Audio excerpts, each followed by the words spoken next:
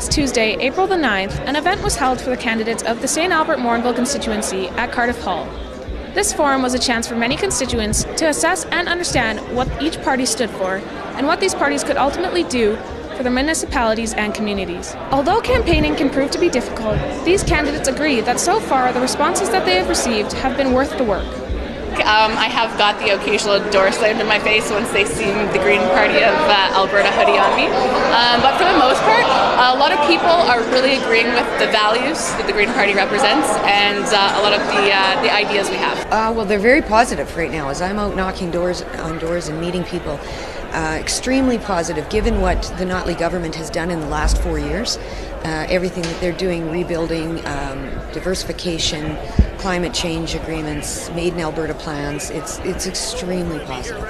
We're very excited for Alberta to go independent. It's time we stop looking after other provinces and we start taking care of Albertans first. Throughout the forum, one of the most talked about subjects was job creation as well as the economy. These issues, as stated by many of the candidates, were the most important in building a better Alberta. But how will they begin this route to a brighter future? So what we have to do is we have to be aggressive in targeting those job creators by offering them tax breaks and tax cuts to get them back to Alberta so they can open up businesses, expand, and hire Albertans for mortgage-paying jobs. Well, we've got a very creative jobs and diversification plan. So we're looking at incentives that'll bring the screen industry back to Alberta so that we can have jobs in the motion picture industry, e-gaming, bring those kind of companies to Alberta. We do promote a rapid transition to renewable energy, so that right there is going to provide a lot of jobs. What we're about is separation, and what that does is we're going to stop paying those monies to the federal government. All that money comes back to Albertans, and we're going to put that back into their pockets, which now creates an equal spread for all financial gains for every person. Well, like I said, Rachel Natalie put forth in the last 4 years alone 267 new initiatives that I'm extremely impressed with. I think she's done a remarkable job. And the work has only started. It's only been 4 short years for the NDP government. We have so much more to do, and we will get it done. We're going to start to really see the results of what we've done. Another key factor in this election, as it is in many others, is how the decisions and solutions made by the government are going to affect the province in the long run. These candidates have a few ideas as to what they would do to enable Alberta to become more prosperous and achieve stability. Well, if we're successful in implementing our plan on economic diversification, it's going to make sure that we're not on the so-called oil and gas roller coaster, so that we don't have these huge dips when oil prices go south.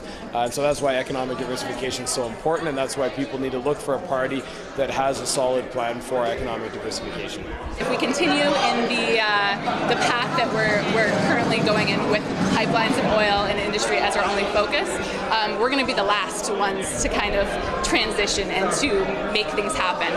So obviously our economy is it's going to be stagnant.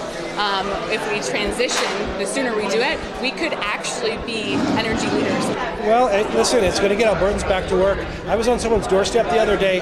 It was a single mother, and she had to take her bottles back to the depot to feed her family. So any type of job creation is going to benefit the constituents in this riding, short-term and long-term.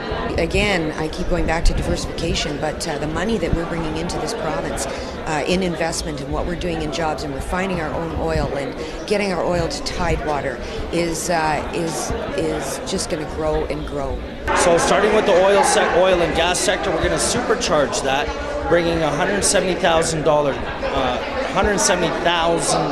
back, and then we're able to recreate new resources, thus promoting new jobs.